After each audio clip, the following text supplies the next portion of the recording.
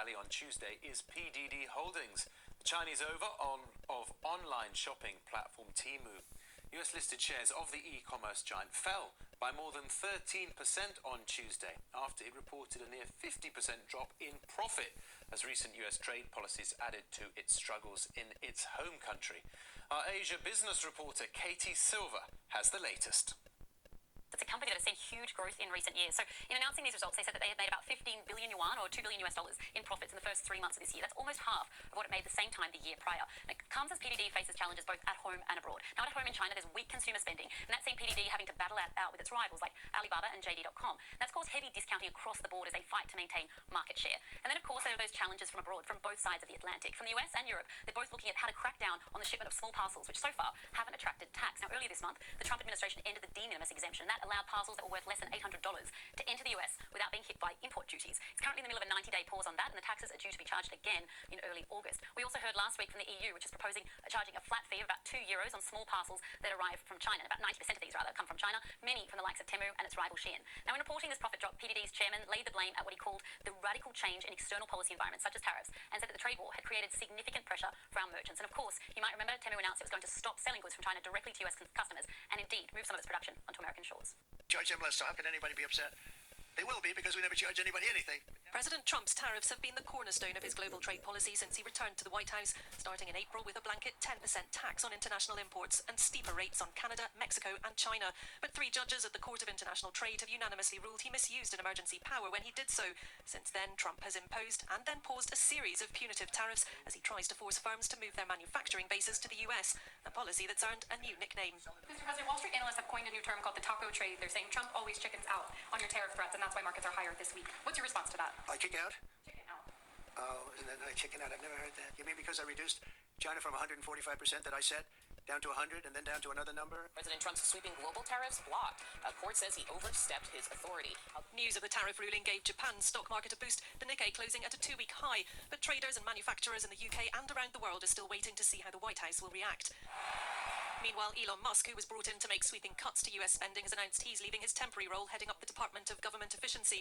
A day earlier, he took a swipe at Trump's budget bill that he says will increase the federal deficit.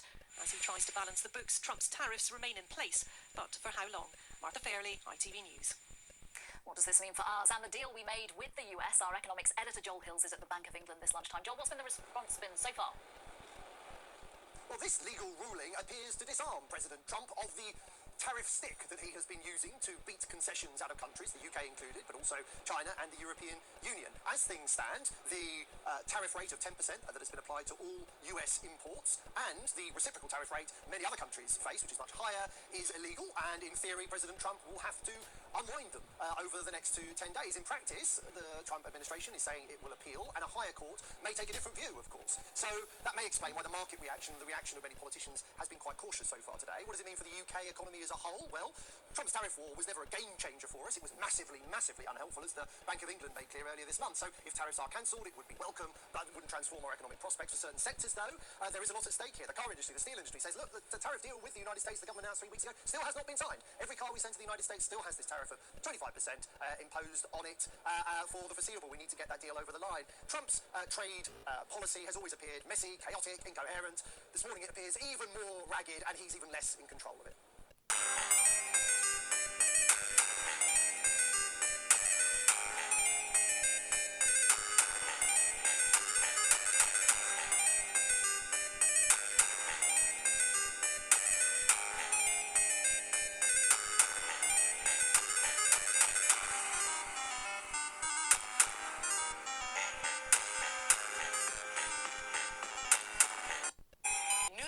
As a big blow to Donald Trump and his agenda, tonight a 3-judge panel in New York has effectively balked almost all of Trump's disastrous tariffs. Trump's tariffs against Mexico and Canada, his tariffs against the EU, against China, his tariffs against uninhabited islands with nothing but penguins and snow. They are all blocked by this federal court decision. It comes out of the United States Court of International Trade, which is a specialized court you may or may not have ever heard of, but it deals specifically with trade issues. A 3-judge panel consisting of 1 Reagan appointee, 1 Obama appointee, and crucially and importantly, 1 Trump appointee, ruled unanimously that Trump's trade war is essentially illegal, that he does not have the authority to enact these sweeping tariffs on his own. When Trump signed the executive order enacting these tariffs, he cited something called the International Emergency Economic Powers Act, a law that gives the president the authority to use tariffs in times of national emergency. And in their ruling tonight, the judges write, quote, "The question is whether the International Emergency Economic Powers Act delegates these powers to the president in the form of authority to impose unlimited tariffs on goods from nearly every country in the world. The court does not read the law to confer such unbounded authority and sets aside the challenged tariffs imposed thereunder. The law does not grant tariff authority to the president simply when he finds or determines that an unusual and extraordinary threat exists." I sense a little snark there. I appreciate it. But man, when you put it that way, it all kind of makes a lot of sense, doesn't it? I mean, I'm not an expert in international trade law, but Trump's justifications for these tariffs have always been pretty thin, as Chris and I were just talking about. Trump claimed his tariffs on Canada were to stop fentanyl trafficking, even though less than 1% of the fentanyl we seize at the border comes from Canada. Less than 1%. Now, for the first time, we have a federal court saying that we all kind of sort of knew to be true already. The president's justification for this trade war is BS. And that is not all. The court tonight also ordered that all of the tariffs Trump has collected so far be vacated.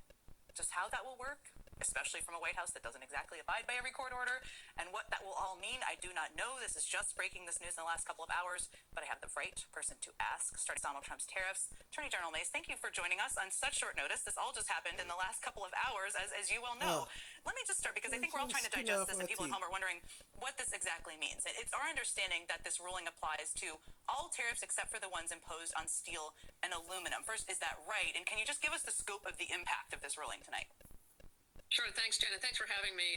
It's a huge day for American consumers, for small businesses all throughout this country who were on the precipice of being absolutely devastated and harmed by these tariffs. And so we are celebrating this. We, like you, are still digesting it. But essentially, you're right. I mean, the Court of International Trade, in a very thoughtful decision, said that essentially all of the tariffs that Donald Trump engaged in under IEEPA, basically the April tariffs, are unlawful, and so they are enjoined. They are essentially enjoined as of tonight, as you and I are speaking.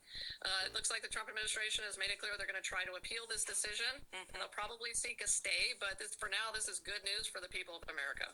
Signature policies of the Trump administration, his tariff policies. Well, just today, a federal appeals court allowed the president to continue collecting tariffs, remember, under that emergency powers law, for now. Key two words there. As his administration appeals an order striking down the bulk of his signature set of economic policies. Our colleague and friend there, Fox News' Connor Hansen, with more details. Let's listen.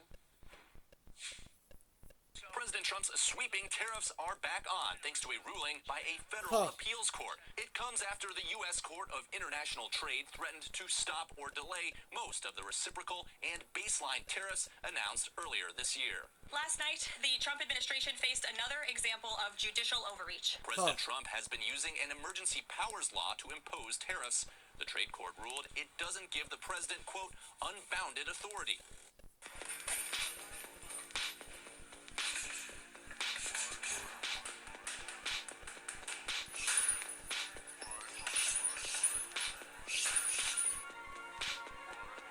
They're crazy. They're voting for a 65% tax increase, and they're only doing it for hatred. They're not doing it for any reason.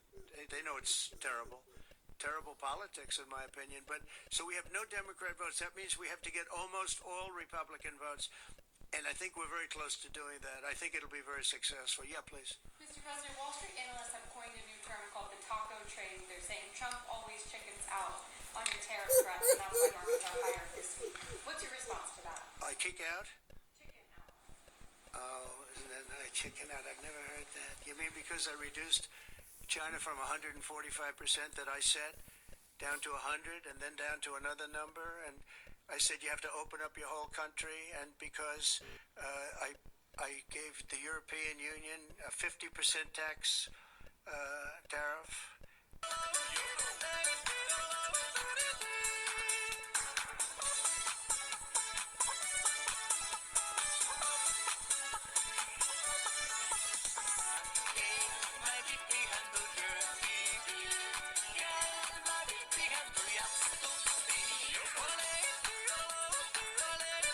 Have coined a new term called the taco trade. They're saying Trump always chickens out on your tariff threats, and that's why markets are higher this week. What's your response to that? I kick out?